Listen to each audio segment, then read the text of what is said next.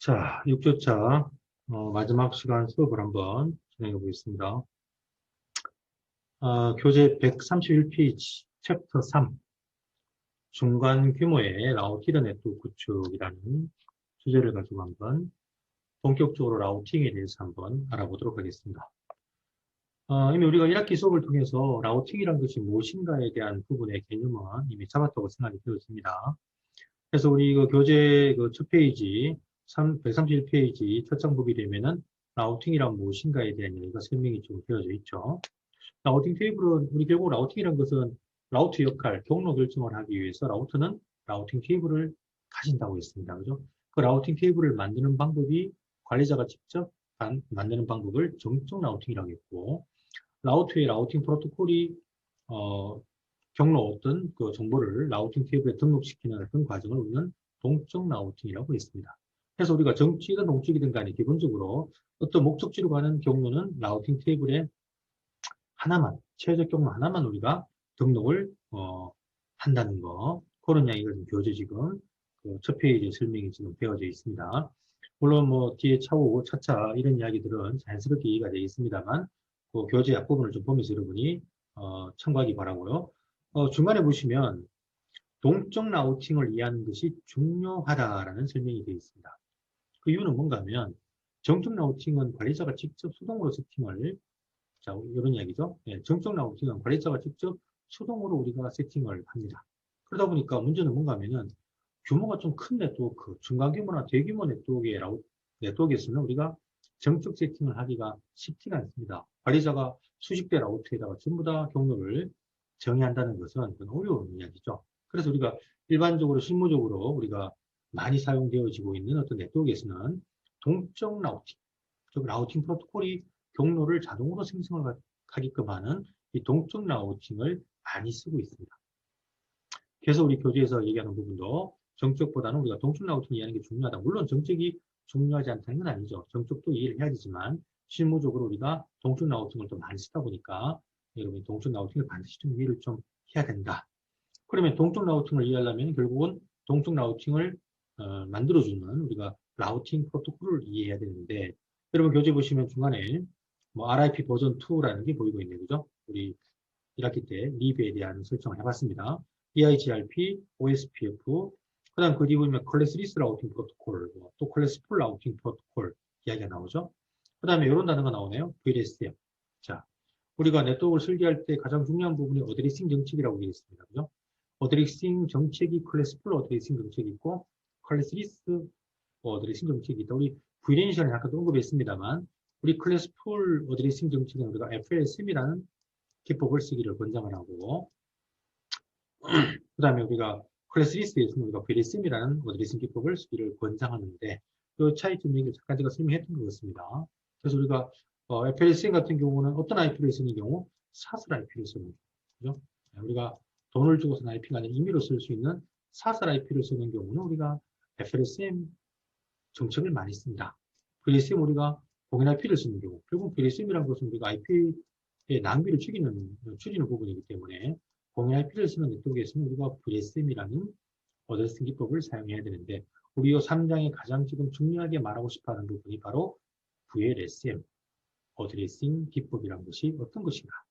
VLSM이라는 기법이 있으면 어떤 장점이 있는지 이런 어떤 이야기들을 주되게 하려고 하는 부분입니다. 물론 앞부분에 우리 얘기했던 라우팅 프로토콜의 특징들 이렇게 잠깐 얘기했습니다만 그 부분에 대한 복습을 한 번 더 해보고 VLSM에 대한 얘기를 한번 해보도록 하겠습니다.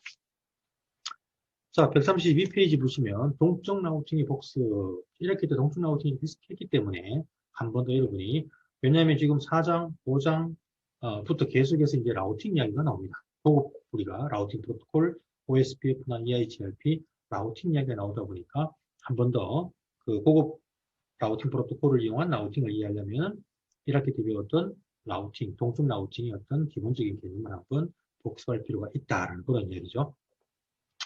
자, 그래서 우리가 정적 라우팅은 말 그대로 우리 관리자가 수동으로 경로를 우리가 잡아준다.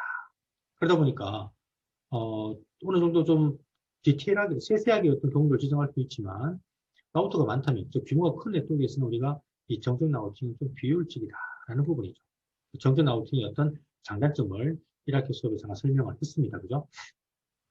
정적 라우팅은 이렇게 우리가 관리자가 직접 경로를 제어할 수 있다는 장점도 있고, 그 다음 보안상에 또 좀 유리한 부분도 좀 있고, 그 다음에 어떤 라우터 링크를 라우팅 경로 정보를 주고받는 트래픽에 의해서 어떤 대역폭을 소모시키는 그런 문제도 없습니다.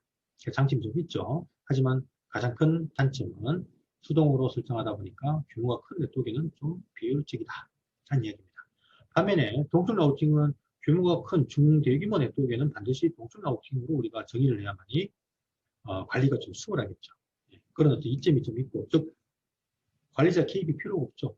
나의 라우트의 경로만 정의를 동적 라우팅을 통해서 해버리게 되면, 라우팅 프로토콜을 통해서 나의 경로를 갖다가 모든 라우터한테 광고를 서로 주고받게 됨으로써 라우트 테이블을 자동적으로 만들어 내더라 하는 얘기입니다.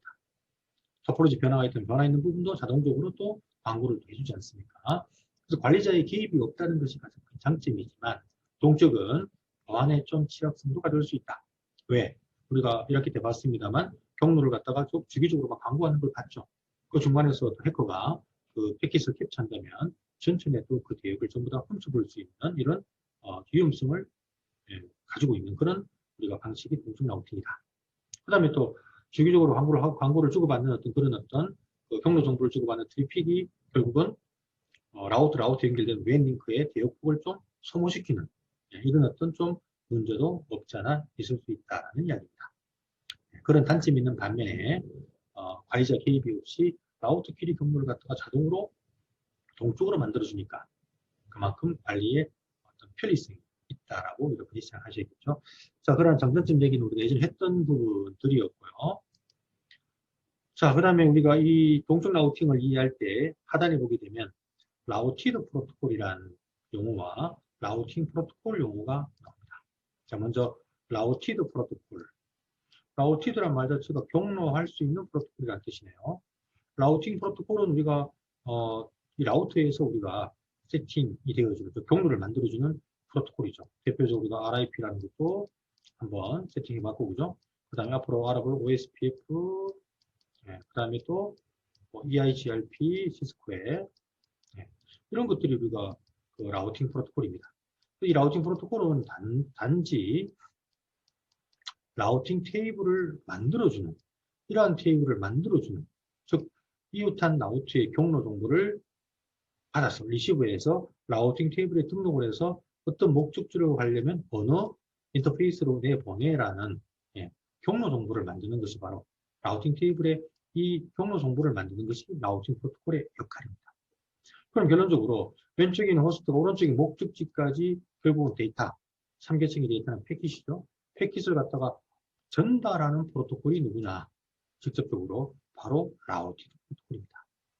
이 라우티드 프로토콜이 바로 누구냐? 우리가 늘 지금 이야기하는 바로 IP라는 프로토콜이 바로 대표적인 라우티드 프로토콜입니다. 우리 TCP IP 네트워크에서는 IP가 바로 이 호스트에서 발생되는 패킷을 목적지까지 전달해주는, 그 전달하는 과정에서 경로, 어느 경로로 가야 될 것인가, 그 경로를 갖다가 만들어주는 프로토콜이 라우팅 프로토콜. 즉 라우팅 테이블의 경로가 만들어지지 않습니까? 이 경로를 보고 직접 목적지의 패킷을 전달하는 데 사용되는 프로토콜이 바로 라우티드 프로토콜이다 라는 이야기입니다. 이 외에도 예전에 우리가 IPX라는 프로토콜이 있고요. 그 다음에 애플토크라는 우리 맥키토시 컴퓨터에 사용하던 애플토크라는 이런 프로토콜도 라우티드 프로토콜입니다. 애플토크. 자, 하지만 지금은 이 IPX 애플토크가 전부 다 IP로 다 규결되다 보니까 우리는 지금 현재 TCP/IP 네트워크만 지금 사용하고 있죠. 그래서 우리가 쓰고 있는 지금 IP라는 프로토콜이 바로 직접적으로 패킷 데이터를 목적지까지 전달하는 데 사용되는 프로토콜이 라우티드 프로토콜이다 라는 이야기가 교재에 설명이 되어져 있습니다. 참고하기 바라고요. 이렇게 우리가 라우티드 프로토콜, 라우팅 프로토콜을 분류할 필요가 있다는 얘기입니다. 그런 이야기를 한 부분입니다. 자, 133페이지 이 그림과 함께 그죠? 라우팅 테이블이 지금 보여지고 있습니다. 이렇게 라우팅 테이블을 만들어주는 프로토콜이 바로 라우팅 프로토콜. 그죠? 이 아까 말했던 뭐 OSP든 EIGRP든 RIP든. 네. 자, 그러면 라우팅 프로토콜이 우리 그 1학기 때 립을 세팅해서 디버그 IP 립이라는 명령을 통해서 서로 광고를 주고받는 과정을 보았습니다. 그래서 이 라우팅 프로토콜은 서로 주고받는 어떤 경로 정보 안에 어떤 내용들이 있느냐. 먼저 업데이트의 정보의 전달 방법. 즉, 라우팅 프로토콜이라는 프로토콜이 어떻게 경로 정보를 주고받느냐. 우리 RIP 버전 1 같은 경우는 브로드캐스트 방송이었죠. 예. 하지만 우리가 RIP 버전 2나 OSPF, EIGRP는 멀티캐스트 방송. 이런 것들이 뒤에 제가 표를 다 정리를 해놨습니다. 그때 보도록 하고요. 그 다음에 전달할 정보. 뭘 전달하죠? 바로 내 네트워크, 내 라우트에 연결되어져 있는 네트워크 주소를 전달합니다. 전달할 때 우리가 버전 1 같은 경우는 서브넷 마스크를 포함하지 않았죠. 버전 2는 서브넷 마스크를 포함했습니다. 우리가 앞으로 공부할 OSPF, EIGRP는 당연히 네트워크 주소와 함께 서브넷 마스크까지 포함해서 전달해야 되겠죠. 예. 그 다음에 그 외에도 뭐 매트릭값, 그 목적지까지 도달하기 위한 어떤 그런 뭐 비용값 이런 값들을 또 포함시킬 것이고 전달 시점 세팅이 되면서 우리가 전달 시점은 주기적으로 광고하는 방법도 있고 또는 어떤 토폴로지 네트워크 변화가 생겼을 때 바로바로 광고하는 방법 우리가 뭐 뒤에 보시면은 그 주기적 업데이트와 또는 뭐 트릭 업데이트 이런 이야기가 좀 나올 겁니다. 이런 어떤 전달 시점도 필요할 것이고 업데이트 정보를 수신할 곳의 위치 이동 방법 즉 어느 방향으로 업데이트 할 것이냐 이게 우리가 그 동식 라우팅의 네트워크 명령으로 정의를 한 네트워크 IP를 가진 인터페이스 즉 우리가 동식 라우팅 프로토콜이 적용되는 우리가 인터페이스가 바로 인터페이스 쪽으로 광고를 하고 광고를 받게 됩니다. 그래서 우리가 업데이트 정보를 수신하고 위치 이동 방법은 우리가 라우터 립 1단계 라우팅 프로토콜 설정 2단계 네트워크 명령지에다가 나의 라우터에 직접 연결된 대역을 정의했지 않습니까? 그 대역의 IP를 갖고 있는 인터페이스가 바로 광고를 할 인터페이스 또는 광고를 받을 인터페이스다라는 부분입니다. 어쨌든 이러한 부분들이 우리가 라우팅 프로토콜이 바로 어떻게 라우팅 테이블을 만들어내는가 하는 그런 과정에서 중요한 정보들이다라는 것을 여러분이 이해를 좀 하기 바라고요. 앞으로 이런 부분을 차차 좀 이해하는 어떤 시간들이 있겠죠. 자, 근데 우리가 라우팅 프로토콜을 여러 가지 방법으로 분류를 했었죠. 그래서 우리가 첫 번째 133페이지 밑에서 6번째 줄인가요? AS라는 단어가 보입니다. AS. Autonomous System. 우리가 라우팅 프로토콜을 분류하는 방법은 첫 번째 Autonomous System. AS 관점에서 우리가 AS 안에 자, AS라는 말이 우리말로 자율 네트워크, 자치 네트워크 이런 의미라고 했죠. 즉 우리가 라우팅의 어떤 정책을 독자적으로 운영하고 있는 하나의 네트워크 바운다리를 AS라고 했습니다. 대표적인 AS가 누구라고 했죠? 인터넷 서비스 프로바이더 ISP. 바로 KT나 SK 브로드밴드나 또는 뭐 LG 플러스나 우리나라 인터넷 서비스 프로바이더가 110개가 넘을 겁니다. 이 110개만 있는 AS 있는 것이 아니라 이 외에도 우리가 독자적인 네트워크 정책을 가지고 운영되는 우리 대학 캠퍼스도 마찬가지입니다. 우리 대학 캠퍼스도 하나의 AS입니다. 우리 국내 AS가 한 700여 개가 넘을 겁니다. 우리 국내 AS를 보려면 당연히 인터넷 관계된 모든 자원을 관리하는 한국인터넷진흥원 사이트 기억납니까? 키사.or.kr 들어가서 이름이 한번 AS, 우리 국내 AS가 어떤 AS가 있는지 또 우리 학교가 AS에 등록되어 있는지 AS는 이 뒤에 AS 번호가 중요합니다. 이 AS 번호도 돈 주고 우리가 구입을 해야 되는 공인 AS 번호가 있고 사설 AS 번호가 있는데 우리 학교는 공인 AS 번호를 쓰고 있습니다. 300만 원을 줘서 구입을 했습니다. 그래서 우리 학교 AS 번호가 어떤 번호인지 한번 확인을 해보기 바랍니다. 한국인터넷진흥원 사이트 가서요. 자, 그래서 우리가 이런 AS라는 것이 그런 개념이라는 얘기고 이런 ISP가 대표적인 AS다. 그러면 이 왼쪽을 우리가 KT라고 한번 가정해 볼까요? KT. 오른쪽 우리 학교라고 가정합시다. 대학 캠퍼스. 학교입니다. 캠퍼스. 자, 그럼 우리 학교도 하나의 AS죠. 우리 학교 AS 번호가 있다는 얘기죠. KT AS 번호도 당연히 있겠죠. 그죠? AS 번호가. 자, 그러면 이 AS 안에 KT 안에 많은 아웃들이 존재할 겁니다. 이 KT 안에 많은 아웃들 간에, 즉 하나의 AS 안이죠. KT라는 하나의 AS 안에 많은 아웃들 간에 경로를 주고받는데 사용하는 라우팅 프로토콜을 뭘 하느냐? IGP라고 합니다. 인테리어 게이트웨이 프로토콜, 내부 게이트웨이 프로토콜이라고 합니다. 그게 바로 우리가 공부했던 RIP, RIP, 그 다음에 EIGRP, OSPF 이런 프로토콜이 하나의 AS 안에서 우리가 경로 정보를 주고받는 바로 IGP 라우팅 프로토콜이라는 걸 여러분이 기억을 좀 해야 됩니다. 그러면 결국은 KT는 OSPF라는 라우팅 프로토콜을 씁니다. KT 안에 자체적인 어떤 내부 네트워크를 우리가 독자적인 라우팅 정책으로 운영되고 있는 라우팅 프로토콜은 OSPF를 쓰고 있습니다. 자, 우리 학교도 마찬가지. 우리 학교도 안에 많은 라우터들, 물론 라우터가 지금은 아니고 결국 약간 누가 될까요? 지금은 내부가 L3 스위치로 우리가 다 연결이 되어 있습니다. 라우터는 사실은 그 외부로 먼 거리 패킷을 준다라는 장비이죠. 우리 학교 같이 우리 학교가 하나 랜이라고 있죠. 대규모 랜에 결국은 많은 네트워크가 존재하고 그 네트워크 간의 경로 정보를 서로 주고받는 또 작업이 필요하죠. 예. 그러기 위해서는 우리가 라우터가 아닌 내부에서는 뭐 L3 스위치를 이용해서 우리 그 많은 과 또는 우리 교수님들 어떤 네트워크예요 또는 학교의 어떤 여러 어떤 부서의 네트워크를 서로 라우팅을 하고 있을 겁니다. 우리 학교에 많은 이런 어떤 L3 장비, 라우터를 예를 듭시다. 라우터의 경로 정보를 주고받는 라우팅 프로토콜 동작을 하겠죠. 우리 학교도 OSPF를 씁니다. OSPF를. 예. 결론적으로 AS 안에 우리 학교 AS의 OSPF, 그 다음에 KT도 우리가 안에 내부에 우리가 라우팅 프로토콜 OSPF라는 라우팅 프로토콜을 씁니다. 이렇게 AS 안에서 운영되고 있는 라우팅 프로토콜을 IGP라고 한다는 걸 여러분이 참고하시고요. 자, 그러면 우리 학교하고 KT 간에 또 뭐예요? 경로 정보를 주고받아야겠죠. 우리 학교는 결국은 KT를 통해서 인터넷 서비스를 이용을 하고 있지 않습니까? 어쨌든 AS와 AS 간에 또 네트워크를 연결시키는, 즉 경로 정보를 주고받는 라우팅 프로토콜이 존재하게 되겠죠. 이렇게 AS와 AS 간에 경로 정보를 주고받는 라우팅 프로토콜을 EGP라고 합니다. 익스테리어 라우팅 프로토콜, 익스테리어 게이트웨이 프로토콜, 외부 게이트웨이 프로토콜이라는 얘기입니다. 자, 여기에서는 라우팅 프로토콜이 지금은 대표적으로 BGP라는 프로토콜을 사용합니다. BGP. BGP에 대한 이야기도 좀 하면 좋겠는데, 이것도 사실은 고급 같은 가설 이야기를 우리가 많이 하고요. BGP라는 우리가 라우팅 프로토콜의 기술을 안다는 것은 상당히 우리가 그 네트워크 엔지니어로서 수준이 좀 있는 그런 엔지니어라고 우리는 인정을 합니다. 그래서 이 과정에서 우리가 교재에 BGP 과정, BGP 라우팅 프로에 빠져 있습니다. 그래서 그 부분은 또 여러분 나중에 고급 과정 가서 이 BGP에 대한 얘기도 한번 여러분이 공부를 해보는 게 어떨까 생각이 듭니다. 자, 어쨌든 여기서는 우리가 라우팅 프로토콜이 분류하는 어떤 그 개념에서 AS라는 개념이 있다. AS. AS라는 것은 뭐냐? 우리가 말 그대로 독자적인 네트워크 라우팅 정책을 가지고 운영되는 하나의 네트워크 영역. 그래서 대표적인 AS는 인터넷 서비스 프로바이더가 대표적이고 우리 대학 캠퍼스 또 대기업, 뭐 신문사, 방송사 우리나라에 한 700여 개 이상의 AS가 존재합니다.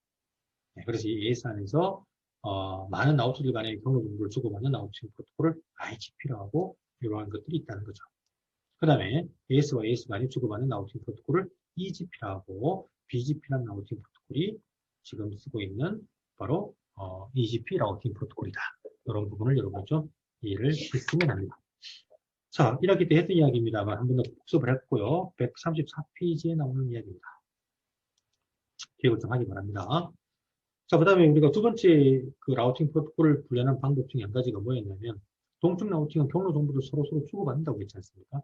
이 경로 정보를 서로 주고받는 우리가 알고리즘, 방식에 따라서 크게 두 가지로 구분했었죠. 바로 거리 벡터 라우팅 프로토콜, 거리, 디스턴스, 거리입니다. 벡터는 방향이죠. 거리와 방향만을 가지고 그냥 경로 정보를 주고받는 바로 RIP라는 대표적인 표준 라우팅 프로토콜이 있습니다. RIP. 이거 말고 시스코에서 내놓은 IGIP라는 프로토콜도 거리 벡터 라우팅 프로토콜입니다. IGIP. 자, 반면에 링크 스테이트라고 해서 링크란 말은 뒤에 나옵니다만 우리 라우트의 인터페이스입니다. 인터페이스. 어떤 인터페이스를 말하죠? 뭐 fast ethernet 0.0 또는 뭐 serial 0.0 그 인터페이스의 상태, 그 인터페이스의 정보, 그 인터페이스 우리는 그동안 어떤 부분을 세팅을 했죠? IP와 서버넷 마스크 세팅을 했죠?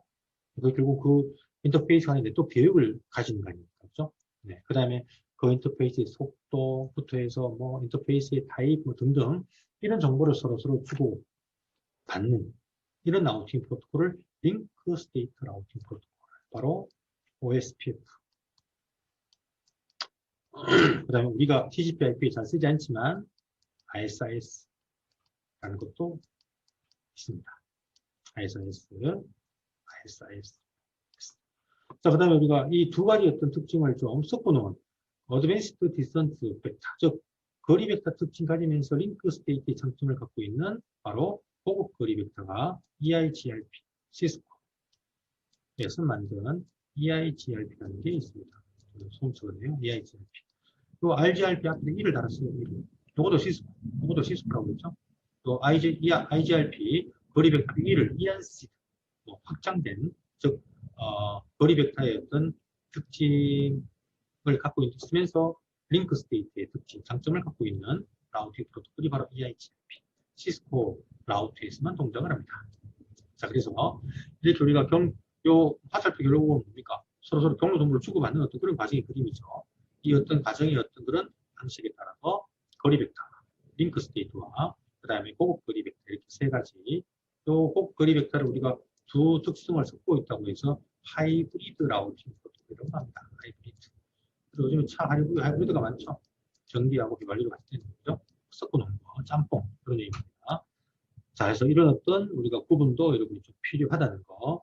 교재 134페이지 맨 하단에 있는 이야기죠. 이미 한번 얘기했던 부분이니까 충분히 또 이해가 되리라고 생각이 되고요. 자, 그 다음 135페이지 보면은 여러 가지 뭐 용어적인 부분이 나오는데 그 전에 한번 제가 링크 스테이트하고 거리 벡터의 어떤 장단점을 표로 정리를 좀 해놨습니다. 저거 여러분이 좀 기억을 했으면 좋겠습니다. 교재에 없는 부분이니까 여러분이 교재 어디 뭐 좀 여백에다가 그죠? 적어놓으면 좋겠죠? 물론 요 뭐 자료나 파워포인트 제가 또 올려놓을 테니까 보면 되겠지만 교재 여러분들 133페이지 여백이나 또는 134페이지 여백에다가죠. 오늘 저건 정해놓으면 좋을 것 같습니다. 자, 거리 벡터는 아까 얘기했습니다만 립하고 RGRP라는 라우팅 프로토콜이고 링크 스테이트는 OSPF와 ISIS. 물론 EIGRP도 링크 스테이트 라우팅 프로토콜의 특징을 다 갖고 있습니다. EIGRP. 적혔습니다. 그죠? 네. 같이 봐도 그거하다. 자, 거리 벡터는 주기적 업데이트를 합니다. 예. 그래서 우리가 립은 30초마다, IGRP는 90초마다 광고를 서로 주고받습니다. 예. 주기적으로 업데이트 한다는 자체는 사실은 이게 조금은 불필요한 작업이죠. 이미 알고 있는 걸 갖다 계속적으로 광고를 해준다는 얘기 아닙니까? 그래서 불필요한 부하를 유발시킬 수 있는 썩 좋지 않은 그런 방식이라고 봐야 되고요. 반면에 링크 스테이트는요. 이벤트 업데이트입니다. 이벤트란 말이 바로 뭐예요? 네트워크가 새롭게 생겼거나 즉 우리가 관리자가 네트워크 명령을 통해서 네트워크 계획을 정의를 했거나 또는 어떤 인터페이스가 다운되었거나 이런 어떤 이벤트가 발생했을 때만 업데이트를 합니다. 물론 최초 세팅할 때 한번 무조 광고를 하겠죠. 광고한 다음에는 계속 그 광고된 내용을 아주 유지하고 있다가 OSPF는 30분마다 한 번씩 요약된 경로 정보를 토폴로지의 변화가 있나 없나, 즉 경로 정보에 변화가 있는가 없는가 확인하는 어떤 과정 정도만 거칩니다. 하지만 이벤트가 있어야만이 업데이트를 새롭게 한다. 결론적으로 보시면은 주기적 업데이트보다 이벤트 업데이트가 훨씬 우리가 네트워크에 불필요한 트래픽의 부하를 줄일 수가 있겠죠. 이걸 결론적으로 말씀드리면 링크 스테이트는 이벤트 업데이트, 즉 변화가 있을 때만 광고를 할 수 있는 것은 얘는 어떤 경로 정보를 주고받는 부분에 있어서 신뢰성을 담보할 수 있는 메커니즘이 존재합니다. 신뢰성을. 나중에 우리 교재에 다른 어떤 부분이 오게 되면은 5개의 패킷을 가지고 서로 주고받으면서 업데이트를 받으면 받았다고 응답을 하는, 우리 왜 TCP 프로토콜의 특징이 신뢰성. 신뢰성은 바로 우리가 그 시퀀스 넘버와 아크놀리지 넘버라는 거죠. 순서 번호를 주고받으면서 우리가 패킷이 계속 순차적으로 이어져서 받았는가를 확인할 수 있는 신뢰성 메커니즘이 있었지 않습니까? 반면 UDP는 그런 필드가 없었잖아요. 거리 벡터가 마찬가지입니다. 거리 벡터는 그런 어떤 신뢰성 메커니즘이 없습니다. 그러다 보니까 계속해서 주기적으로 광고를 갖다가 해야만 된다는 얘기죠. 내가 던진 어떤 그런 정보를 이웃한 아우트가 받았는지 안 받았는지 거리 벡터 라우팅 프로토콜은 확인할 방법이 없다는 얘기입니다. 그래서 계약 공부를 합니다. 자, 그 다음 거리 벡터는 브로드캐스트 방송을 사용합니다. 목적지 IP를 자, 기억나죠? 로컬 다이렉트 브로드캐스트 IP입니다. 립 버전을 우리가 세팅해서 광고할 때 보니까 이런 IP를 광고하는 걸 우리가 포함했습니다. 그죠?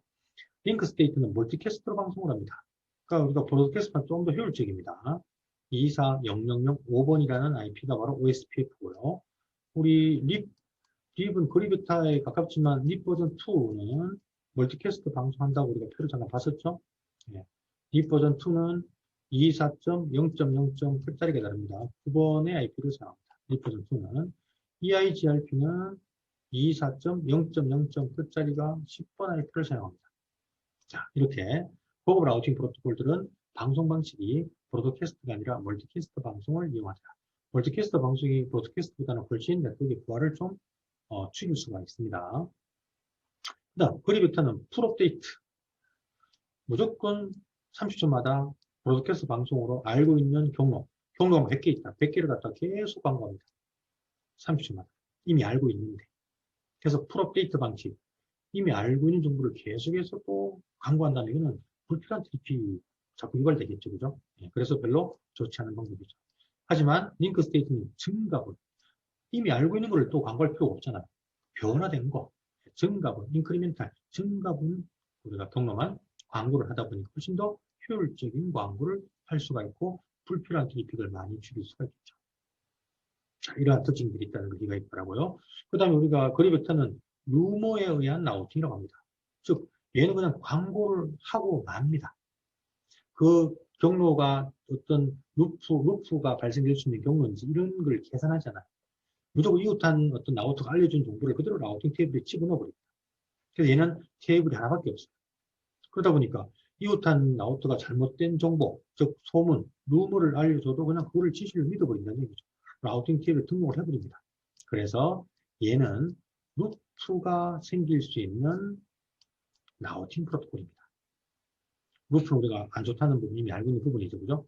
네. 이런 문제점을 가지고 있고요. 반면에 링크 스테이트 루프에 프리하다라고 합니다. 네, 루프가 생기지 않습니다. 네, 루프가 생기지 않는 이유는 이 링크 스테이트는 테이블을 좀 많이 가집니다. 인접 테이블, 이웃한 라우터의 정보를 가시고요. 이웃한 라우터들끼리 주고받은 경로 정보를 갖다가 담고 있는 테이블을 우리가 토플로스 테이블이라고 합니다. 이 토플로스 테이블이 물론 OSPF는 데이터베이스 테이블이라고 합니다만 이 테이블에 그 네트워크에 있는 모든 경로를 전부 다 취합을 합니다. 그래서 이 테이블에서 어떤 알고리즘이 계산을 하게 되는데 그 알고리즘이 정답은 SPF라는 알고리즘이 존재합니다. Shortest Path First. 가장 짧은 경로. 루프가 없으면서 그 목적지로 갈 수 있는 가장 짧은 경로를 계산하는 라우팅 프로토콜이 이 더플로스 테이블에서 모든 경로를 계산합니다.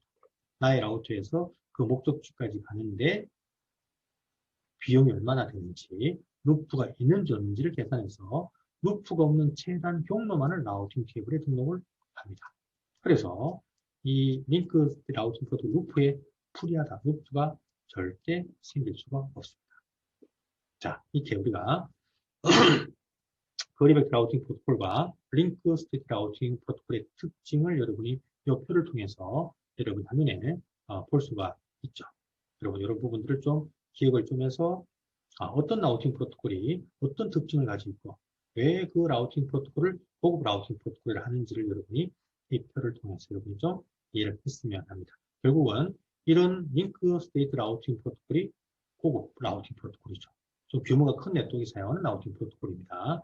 반면에 이런 링크 스테이트 라우팅 프로토콜 같은 경우는 고급 라우팅 프로토콜이지만은 그만큼 설정이 조금 복잡할 수밖에 없겠죠.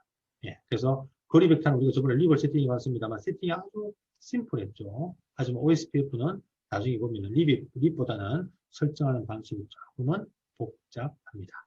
하지만 이런 라우팅 프로토콜이 우리가 고급 라우팅 프로토콜로서 중대규모 네트워크에 사용되는 라우팅 프로토콜이다 라는 걸 여러분이 이해를 할 필요가 있다 라는 이야기입니다. 자, 뭐 뒤에 얘기 나옵니다. 이렇게 이 링크 스테이트 라우팅 프로토콜은 테이블을 이렇게 3개씩 가지니까 결국은 뭐 메모리가 좀 많이 필요하겠죠. 라우트에. 그 다음에 아까 계산을 한다고 하니까 CPU가 좋아야 될 것이고요. 반면에 거리벡터 같은 경우는 테이블이 하나밖에 없으니까 메모리가 그지 많이 필요가 없을 것이며 계산을 안 합니다. 네, 그래서 CPU도 우리가 링크 스테이트 라우팅 프로토콜을 쓰는 우리가 경우보다는 CPU 성능이 좋지 않아도 뭐 무방하겠죠. 이런 어떤 특징까지도 뒤에 잠깐 설명이 되어져 있을 겁니다. 자, 이런 이야기고요. 이걸 최종적으로 한 번 더 분류하자면 이러네요. 자, 아까 AS 관점에서 IGP는 우리가 AS 안에 있는 라우터들끼리 경로 정보를 주고받는 라우팅 프로토콜, 이러한 프로토콜입니다. BGP는 바로 BGP라는 라우팅 프로토콜이라고 했죠. AS와 AS 간에 경로를 주고받는 프로토콜. 이게 첫 번째 라우팅 프로토콜을 분류하는 방법. 자, 두 번째는 아까 라우팅 프로토콜이 경로 정보를 업데이트하는 어떤 알고리즘 방식에 따라서 거리 벡터가 있고 링크 스테이트가 있더라. 거리 벡터가 표준이 RIP, 시스코 IGRP, 그 다음에 OSPF와 그 다음 ISIS, BGP 이런 것도 우리가 링크 스테이트를 갖고 있습니다. 물론 여기에 EIGRP 하나 적어야겠다, 그죠? EIGRP도 시스코 전용이고 얘도 링크 스테이트 특징을 더 많이 갖고 있습니다. EIGRP, 시스코 전용입니다. 자, 그 다음에 클래스 관점에서 우리가 클래스 풀 라우팅 프로토콜과 클래스 리스 라우팅 프로토콜. 그래서 우리가 1학기 때 클래스 풀 라우팅 프로토콜은 광고할 때 서브넷 마스크를 포함하지 않는다고 했죠. 그러다 보니까 광고를 받는 라우터가 라우팅 테이블에 어떤 네트워크 대역에 대한 서브넷 마스크를 정의를 해야만 그 목적지 IP 대역이 IP 범위가 만들어지는데 그 서브넷 마스크를 광고하지 않다 보니까 광고를 받는 라우터가 서브넷 마스크를 클래스 형태로 가정을 하더라. 그러다 보니까 좀 정확하지 않는 우리가 경로 테이블을 만들어내는 문제가 좀 있을 수가 있다. 라는 이야기를 했었습니다. 그래서 클래스풀은 RIP 버전 1과 IGRP가 클래스풀 라우팅 프로토콜입니다. 반면에 클래스리스는 RIP 버전 2, OSPF, EIGRP 등등 이런 라우팅 프로토콜이 클래스리스. 클래스리스는 광고할 때 서브넷 마스크를 포함을 하죠. 우리 저번에 RIP 버전 2로 버전 바꿔보니까 /64라는 마스크도 같이 광고되어지는 걸 우리가 보았었습니다. 더불어서 우리가 클래스풀 어드레싱 기법이 뭐라고 했죠? FL 번장하는 우리가 어드레싱 기법이 FLSM이라고 했고요. 클래스리스에서 번장하는 우리가 어드레싱 기법은 바로 VLSM이라고 했습니다. 그것까지 같이 여러분 좀 기억을 하면은 좋지 않을까 생각이 되었습니다. 자, 그래서 이렇게 라우팅 프로토콜을 분류하는 방법이 AS 관점에서 라우팅 업데이트 알고리즘 관점, 세 번째 클래스 관점에서 이렇게 라우팅 프로토콜을 분류를 하는구나 라는 정도 여러분이 기억을 하면 좋을 것 같습니다. 자, 이러한 개념을 여러분 이해하면은 결국 우리가 그 라우팅 프로토콜을 라우팅을 이해하는데 훨씬 우리가 좀 쉽다라는 그런 어떤 측면에서 얘기하는 부분입니다. 135페이지 보게 되면 중간에 폭스, 대역폭, 지연, 노드 이렇게 여러분 자꾸 봤었죠. 그런 부분이 바로 매트릭 값이라는 부분이었습니다. 매트릭. 그래서 여기 보게 되면 다음 페이지 그림 걸 볼까요? 그림. 자, 라우터는 가장 좋은 경로 하나만 라우팅 테이블에 등록합니다. 이 그림 보게 되면 A 호스트가 B라는 목적 호스트로 가는 경우가 두 군데가 있네요. 위로 가는 경우와 밑으로 가는 경우가 있습니다. 그러면 이 A의 호스트의 게이트웨이 라우터는 라우팅 테이블에 이 두 경로 중에 어느 경로가 좋은지를 판단해서 라우팅 테이블에는 하나의 경로만 등록을 해야 됩니다. 한 경로만을 B로 가기 위한 어떤 경로를. 자, 그러면 위로 가는 경로가 좋은지 밑으로 가는 경로가 좋은지를 비교할 때 사용하는 우리 값이 바로 뭐라고 했죠? 매트릭 값. 우리말로 척도라고 하나요? 척도? 매트릭 값입니다. 이 매트릭 값이 라우팅 프로토콜마다 조금 다르다고 했죠. 그래서 우리가 RIP는 홉 카운트, 홉이 바로 뭐였죠? 라우터 개수를 가지고 어느 경로가 좋은지를 판단하더라. 그러면 만약에 립을 쓴다는 가정일까요? RIP를, 이 프로토콜을. 그럼 위로 갈 때도 홉 몇 개? 하나, 둘. 밑에도 홉 몇 개? 하나, 둘. 결국 매트릭 값이 똑같죠. 이렇게 매트릭 값이 똑같은 어떤 목적지에 대한 경로는 이 라우터는 라우팅 테이블에 그 경로 두 개를 다 등록을 합니다. 하나는 위로 가는 경로, 하나는 뭐 밑으로 가는 경로. 그래서 패킷을 위로 하나, 밑으로 하나 이렇게 나눠서 보는 로드 밸런스 기능을 만들어낼 수가 있습니다. 매트릭 값이 똑같기 때문에요. 그래서 이런 어떤 의미를 립은 꼭 카운트를 매트릭 값으로 사용한다는 걸 기억해야 되고요. 반면에 OSPF는 코스트라는 값을 사용한다. 코스트가 뭔지 나중에 나옵니다만 결국은 네트워크의 경로가 좋고 나쁘면 속도겠죠. 속도를 다른 말로 우리가 말한다. 대역폭, 밴드위스. 그래서 우리가 코스트라는 것은 결국은 대역폭, 밴드위스를 가지고 계산을 합니다. 아니 사장에 가게 되면 256kbps와 T1이 1.543 해가지고 1.543메가의 어떤 코스트 값을 계산하는 공식이 있습니다. 그 공식 나중에 보도록 하고요. 그래서 이 그 속도에 따른 어떤 코스트 값을 계산해서 어디로 가는 경우가 좋은 경우를 판단할 것이다. 결국 OSPF는 위는 256이고 밑에는 1.544 같으면 밑에가 한 5배 빠른 경로다. 그죠? 그러니까 밑으로 패킷을 보내는 이 경로를 라우팅 테이블에 등록을 시킬 것입니다. 하나만. 밑에 거 빼고, 그죠? 위에 거 빼고. 자, EIGRP 마찬가지. EIGRP도 이렇게 여러 어떤 값을 매트릭 값으로 우리가 계산을 하는데요. 이걸 갖다가 폭합 매트릭 값이라고 얘기를 합니다. 예, 그래서 기본적으로 두 개를 사용합니다. 뭐 나중에 EIGRP 시간과 설명이 나오겠죠. 밴드위스와 딜레이. 결국 밴드위스가 뭐라고 했죠? 속도. 결국 EIGRP 속도를 갖고 계산하다 보니까 마찬가지 EIGRP도 어디로? 밑으로 가는 경우를 선택해서 라우팅 테이블에 등록을 시킬 것입니다. 자, 이렇게 라우터는 어떤 목적지로 가는 경로에 경로가 2개 이상 존재한다면 어느 경로가 좋은지를 판단을 해서 가장 좋은 베스트 경로 하나만을 라우팅 테이블에 등록을 시켜야 된다. 그러면 이렇게 가장 좋은 경로라고 판단하기 위해서 비교하는 값을 우리는 뭘 한다? 매트릭 값이라고 하더라. 이 매트릭 값이 라우팅 프로토콜마다 전부 다 조금 다른 값을 사용하더라. RIP는 혹, 라우트 개수, 카운트, OSPF는 밴드위스를 나중에 어떻게 계산 공식이 나옵니다. 그 다음에 EIGRP도 밴드위스가 포함된 매트릭 값을 사용한다. 그래서 OSPF, EIGRP는 이거는 속도를 가지고 계산을 하다 보니까 제대로 된 경로를 판단할 수가 있을 겁니다. 제일 좋은 경로를. 근데 RIP 같은 경우는 그렇지 않을 수 있죠. 이 그림 보더라도 두 경로를 다 라우팅 테이블에 등록을 해버리면 어떤 문제가 있습니까? 위는 256이고 밑에 10원입니다. 밑에가 5배 더 빨라요. 그러면 위 경로를 쓰지 않고 밑으로 다 보내는 수준도 빠를 수가 있겠죠. 하지만 RIP는 혹 카운트를 가지고 우리가 경로를 가장 좋은 경로를 판단하다 보니까 두 경로가 똑같은 경로라고 판단할 수밖에 없다는 것을 이해를 좀 하자. 자, 해서 우리가 일반적인 네트워크에서는 하나의 네트워크에는 하나의 라우팅 프로토콜만을 운영을 하는 게 원칙이겠죠. 네, 그래서 일반적인 네트워크에서 이렇게 우리가 매트릭 값을 이용해서 어느 경로가 좋은지를 판단을 하게 되어 있습니다. 그래서 우리가 아까 설명했습니다만 우리가 KT는 OSPF라는 라우팅 프로토콜을 써요. SK도 OSPF를 씁니다. 우리 학교도 OSPF를 써요. 규모가 크다 보니까.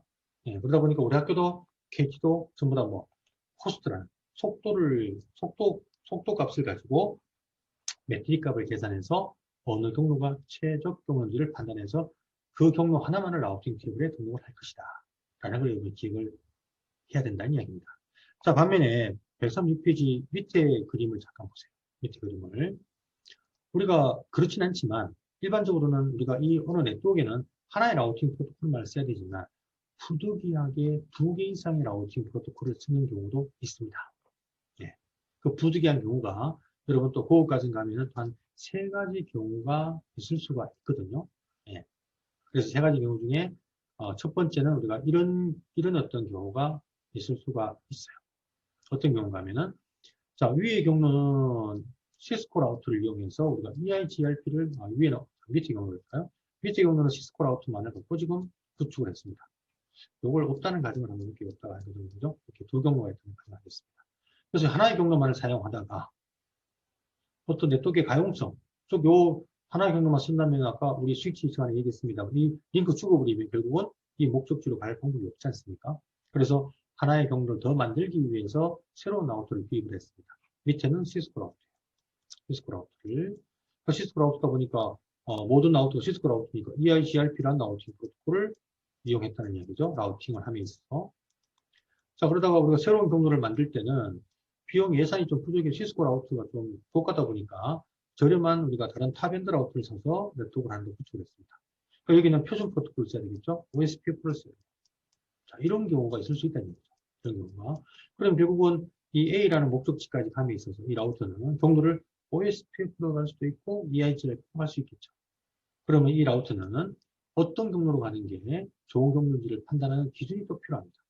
자, 이것은 아까의 매트릭 값하고 다른 경우죠. 매트릭 값은 하나의 라우팅 프로토콜을 사용하는 목적에서 목적지로 가는 경우가 2개 이상 존재하는 경우에 비교하는 것이 매트릭이었고, 이 그림은 하나의 목적지로 감에 있어서 서로 다른 라우팅 프로토콜을 이용하는 경우입니다. 이렇게 서로 다른 라우팅 프로토콜로 두 개의 경로를 알고 있을 때는 무슨 값을 비교하느냐? 관리 거리값이라는 걸 비교한다는 얘기를 우리가 이렇게 했었죠. 그죠?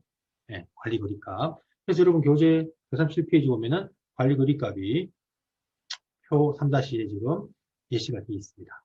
1학기 우리가 5장부터 우리가 요 박스가 있었습니다만은 그래서 우리가 직접 연결된 라우팅 테이블에 직접 연결된 경우가 C죠. 네, C. C는 우리가 어떤 네트워크 주소가 나오고 뒤에 뭐합니까? Directly Connected라고 뜨죠. 즉 관리 거리값이 없습니다. 0입니다. 거리가 없죠. 바로 연결되어 있으니까요. 반면에 S, 정적은 우리 정적도 스팅할 때 뒤에 왜 Next Hop IP를 넣는 경우와 그 다음에 출구 인터페이스를 넣는 경우 두 가지 세팅 방법이 있었지 않습니까? 그 중에 Next Hop IP를 넣을 때는 우리 어떤 목적지 경로가 나오고 서버넷 마스크가 나오고 뒤에 스퀘어 브라켓이 나오면서 1/0라고 이렇게 딱 뜨죠. 예. 앞부분 여기 1이 바로 뭐 관리 거리값, 뒤에 0 부분 여기 바로 매트릭 값 부분이죠. 정적은 매트릭이 비교되는 값이 없잖아요. 정적 관리자가 직접 경로를 지정하니까 매트릭은 0이 되고 정적이 바로 관리 거리값이 1이라는 겁니다. RIP, 그다음 OSPF 할까요?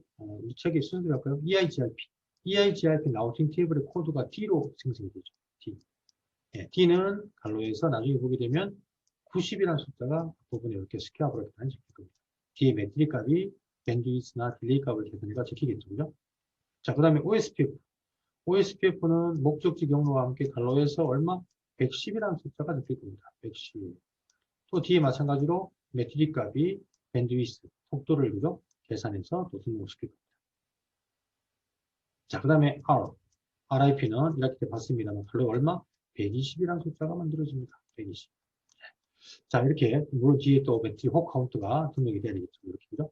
자, 이렇게 정적이든 동적이든 간이든 관리 거리값을 가진다는 걸 기억을 해야 됩니다. 자, 그러면 이 그림상의 OSPF는 관리 거리값 얼마입니까?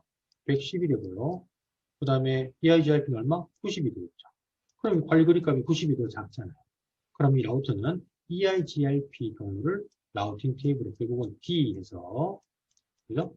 밑으로 가는 경로를 라우팅 테이블에 등록을 시키고 밑으로 패킷을 보낼 겁니다. 이렇게 EIGRP 라우팅 프로토콜을 통해서 목적지를 찾아간다는 얘기죠.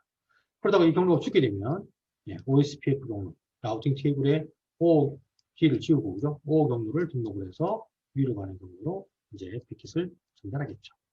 자, 이렇게 우리 그 라우터 동쪽 라우팅 프로토콜은 기억할 것은 뭐냐면 어떤 목적지로 가는 경로가 2개 이상 존재한다면 베스트 경로, 제일 좋은 경로 하나를 라우팅 테이블에 등록을 해서 목적지로 가는 경로로 사용할 것이다 하는 겁니다. 그러면 어느 경로가 좋은지를 판단할 때 비교하는 값은 매트릭 값과 AD 값인 값이 있는데 매트릭 값은 하나의 라우팅 프로토콜을 사용하는 네트워크에서 목적지로 가는 경로가 2개 이상 존재할 때 어떤 경로로 가는 게 가장 좋은 경로인가를 판단할 때 비교하는 값이 매트릭이고요.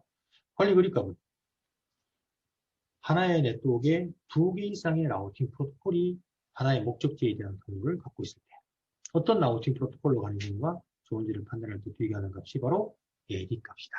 이렇게 여러분이 이해를 좀 해야 될 것 같습니다. 자, 그래서 오늘은 시간이 이렇게 또 다 가버렸는데, 그죠? 그래서 오늘 기본적으로 이런 라우팅 프로토콜의 기본 개념을, 동쪽 라우팅 프로토콜의 개념을 잠깐 설명을 했고요. 137페이지 거리 벡터 라우팅 프로토콜, 이미 우리가 다 얘기했던 부분이 그렇게 중요하진 않습니다. 루퍼가 생길 수 있는 문제가 있다. 거리 벡터는 RIP가 대표적인데 그런 부분을 설명을 좀 하고 그 루프를 회피하기 위해서 어떤 갖고 있는 기본적인 메커니즘이 어떤 것들이 있는가 그런 부분들을 지금 설명하려는 부분이고요. 151페이지 보시면 링크 상태 라우팅 프로토콜과 보급 거리 벡터 라우팅 프로토콜. 그래서 152페이지, 153페이지가 제가 설명했던 동쪽 라우팅 프로토콜의 특징들을 잠깐 설명을 했는데 이런 부분들을 읽어보고 다음 시간에 구체적으로 한번 링크 스테이트 라우팅 프로토콜과 VSM에 대해서 한번 본격적으로 다시 한번 이야기를 해보도록 하겠습니다. 자, 여러분 이거 비대면 수업이 쉽지 않은 수업입니다만 여러분 이렇게 동영상을 보면서 또 교재를 보면서 그죠? 복습을 하셔야만 이 부분의 내용이 이해가 좀 되리라고 생각이 되어집니다. 한번 다음 주나 카톡을 통해서 아마 곧 대면 수업이 이루어질 것 같은데요. 카톡을 통해서 우리 수업도 여러분 지금 다른 수업도 대면 수업을 많이 하고 있죠? 대면 수업으로 전환을 할지 한번 카톡을 통해서 한번 협의를 한번 해보는 시간을 가지도록 하겠습니다. 자, 그래서 6주차 수업은 오늘 여기서 마치고 다음 10주차 수업 때 뵙도록 하겠습니다.